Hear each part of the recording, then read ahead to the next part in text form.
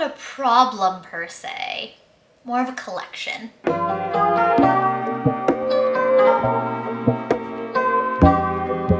Hey besties, and welcome back to Sustainability Sunday. Today's a little different. Today I'm not going to tell you how to be more sustainable. Today I'm actually posing a question of if the more sustainable option is actually more sustainable. Let me dive in. Is it technically more sustainable to watch all of your movies and TV shows on streaming services? Yeah.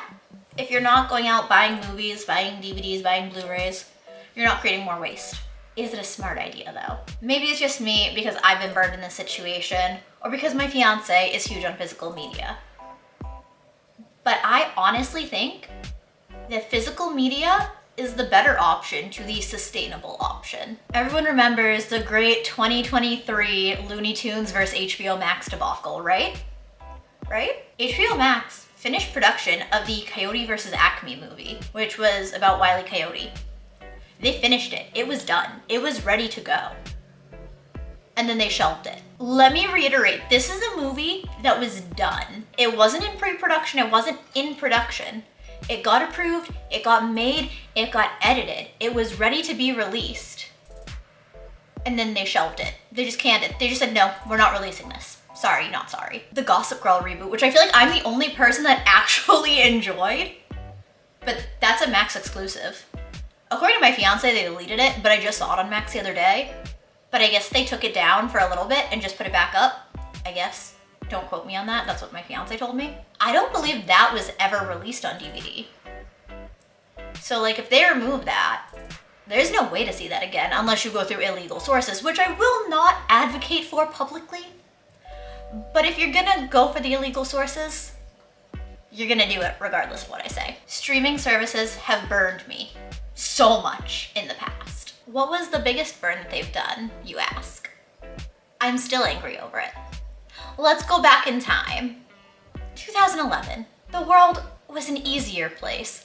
Netflix was only $7 a month. Hulu was completely free if you watched it with ads. You only had to pay for it without ads. It was a different place. Max wasn't even dreamt of yet. Disney Plus didn't exist. A different world. And this college girlie at that point was obsessed with a little show called Skins, the UK version, of course. If you were around at that point, if you know, you know. If you witnessed the Tumblr era, if you know, you know. I went through many sources to watch new episodes as they aired. Again, I will not advocate for participating in illegal activities, but if someone's gonna do it, they're gonna do it. I, of course, being me, bought all of the Skins UK DVDs when they were released. I loved that show. I wore out my DVDs. I watched them religiously. But then it was on Netflix, and I was trying to downsize and be more minimalistic. So I got rid of my DVDs because they're on Netflix. Everything's fine. It's, 2011. At this point, I think it was like 2013 that I finally got rid of them, I think. Don't quote me on that, I could be wrong. But I got rid of my DVDs for some godforsaken reason. Because what happened then?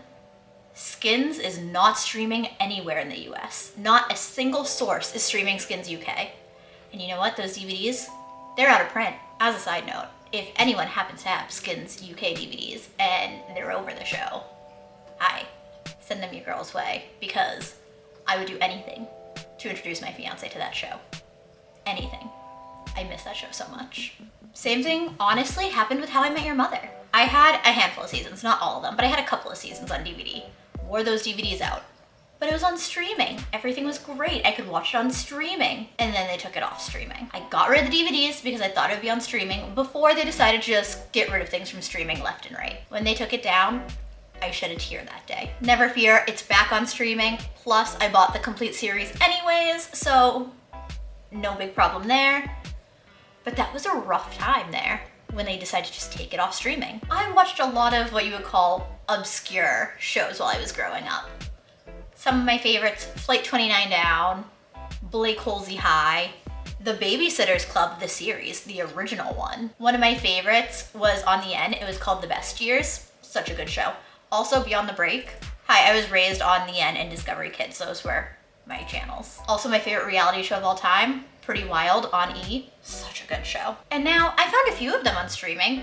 Thank goodness. But you have to jump through hoops to find them. Recently, very recently, I found that Tubi has the original Babysitters Club series, which thank God, because I had a few episodes on VHS, but those VHS tapes got way worn out. Those don't even play anymore. So I'm watching the original Babysitters Club on Tubi. They have Blake Halsey High on Tubi. Thankfully, I have Flight 29 Down on DVD. I have The Best Years on DVD. I have the pilot episode of Beyond the Break on my old iPod because iTunes had it as a free download years ago. I have all of Pretty Wild downloaded, thank God. If you've never heard of Pretty Wild, I can almost guarantee you have at least seen the Alexis Nyers calling Nancy Joe scene. And if you have not, I will link it down below. I'm not gonna play it here because I don't want to get copyright struck, but please watch it. It is the best thing I've seen in my life. Bought that on iTunes back in the day. I don't think you can even find it on iTunes anymore if I'm being honest. These shows I've been burned on, but I'll be honest, it's not just obscurity. It's really not. Have you ever heard of a little movie called The Breakfast Club? Have you ever heard of a little movie called Back to the Future? Have you seen those on streaming? I looked, I did my research, and I cannot find them on streaming anywhere, at least in the US. I don't know if other countries have them on streaming, but the US does not. I just can't believe that two of the biggest movies aren't on streaming anywhere.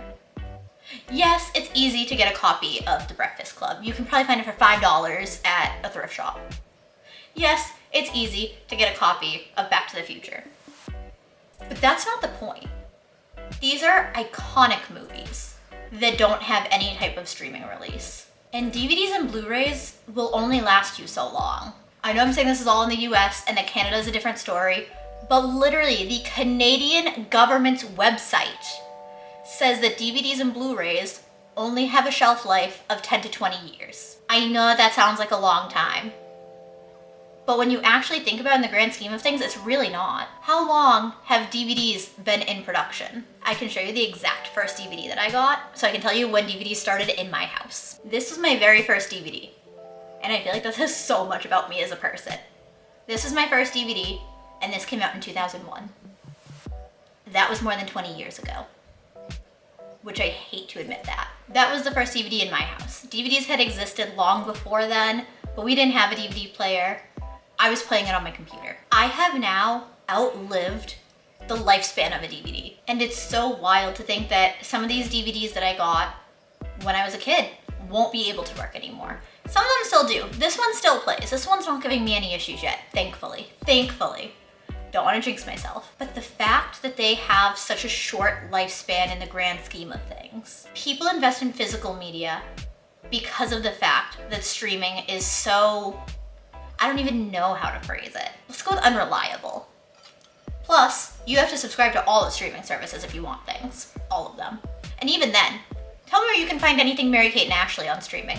I'll wait. I have some of their DVDs of So Little Time, which was not their best show. Two of a Kind was their best show, and I will die on that hill. But I have So Little Time on DVD. I have some of their movies on VHS. But they're not on streaming anywhere. Legally. There is an Instagram page that links to where you can watch everything Mary-Kate and Ashley. But we're not advocating for illegal measures. But if you did want to check out that Instagram page, I will link it down below, just in case you want to check it out. Then we have one of the biggest debacles when it comes to streaming versus physical media. And that's the movie Dogma. Now, if y'all don't know, I am a huge Kevin Smith fan. Like, love him so much. Would literally quote him at work all the time to my work bestie.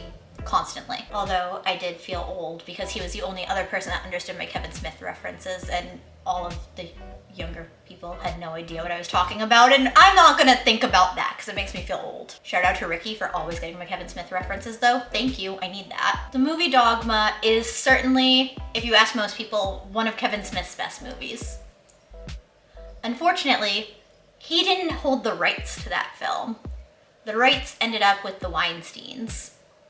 Yes, those Weinsteins. Due to that, and issues between Kevin Smith and the Weinsteins, and a lot of behind-the-scenes drama, Dogma has been out of print for years. Dogma is not streaming anywhere. Dogma is incredibly difficult to get a hold of, and it's even harder to get the Blu-ray of Dogma. That is nearly impossible to get your hands on, and if you can, Good job, I'm impressed. Another dilemma that we've been having lately. My fiance and I are still watching 90210, the original. We've been watching it for months because it's 10 seasons, but each season is like 30 something episodes. It's a long time to watch the whole show, okay? The problem is, on streaming, a lot of the episodes are missing. A lot of them. Each time it's missing an episode, we need to find that episode online somehow. I am not advocating for illegal activities. I could buy the complete series on DVD. That is something I very much could do. It's just expensive. And it's only on DVD. It's not on Blu-ray. If they released a Blu-ray complete series for like under 100, I'd be all over that. But paying $140 for the complete series on DVD, and even then, the physical release swaps out a lot of the music. That's why the episodes aren't on streaming, because they no longer have the music rights. And that's an issue with a lot of shows. If you're a big TV show person, they had a lot of really good music back in the day. Good luck with being able to watch it on streaming. So that begs the question, is buying physical media better than the sustainable option? I know my personal preference, and I think it depends on who you are as a person. It's the same as books. I love me a good book. I love going to the used bookstore and spending $100 and coming home with like 3 bags full of books. It's my favorite thing to do. I love books. But I do have a Kindle, and there is a library. And is it sustainable for me to buy all the books? No, I know it's not. But there's something about physically owning the book, not having to give it back. If physical media is worth it, it really boils down to your interests. My fiance is a huge movie fan, so he has an entire wall of movies. I have half of a wall of my TV shows and some movies, mostly my TV shows, because I'm a TV show girly. I'd rather sit down and like binge watch a season of a show than watch a movie, I'm not gonna lie. If I'm ever having a bad day, turn on either How I Met Your Mother or Psych, and that'll turn my day around immediately. I know my stance on this. I know that DVDs and Blu-rays only have a lifespan of 10 to 20 years. It's not sustainable to buy physical media. But I know I'm going to keep buying physical media. I know that if we decide to upgrade our media, my fiance upgrades a lot of his DVDs or Blu-rays to 4Ks when they come out, because again, he's a movie person. When we upgrade, we trade in the old media, which is a lot more sustainable than just tossing it or donating it. If you donate it, it's probably honestly gonna get tossed at some point. If you trade it in to a specific movie type of store, we go to a store called Bull Moose. It's in the New England area. It has a huge selection of movies. It's pretty much, if you're into movies, that's where you go in New England. We trade them in there. And then we use the money from that to buy new movies or to buy me books, because they also have a really good book section. For me, it's no contest. Physical media will always win over the sustainable choice in this instance. However, you can get really philosophical and start questioning what's more sustainable, you owning the media or all the streaming services having it on their servers. But that's really philosophical, and that's not something that you can make a change on. That's something that's all about the big corporations, let's be honest here. So that's a sustainable change that I will not be making. I will not be getting rid of my physical media. I will not stop collecting physical media. Physical media is so important because lost media exists. There are so many things that are just lost to time. There were a lot of obscure shows that I watched growing up that never had releases and I can't find online anywhere. I will always be pro physical media. Thank y'all so much for watching. Make sure to subscribe and hit the bell to be notified when I post new videos, which is every Wednesday, Sunday, and alternating Mondays and Fridays. Give the video a like and make sure to comment down below if you've ever been burned by streaming services versus physical media. Because when a streaming service takes down something that I'm obsessed with, I know I get mad and I don't stop talking about it for days. I make it everyone's problem. I'll see you in my next video. Bye. I don't know, but I've been told the world outside is oh so cold. So cold.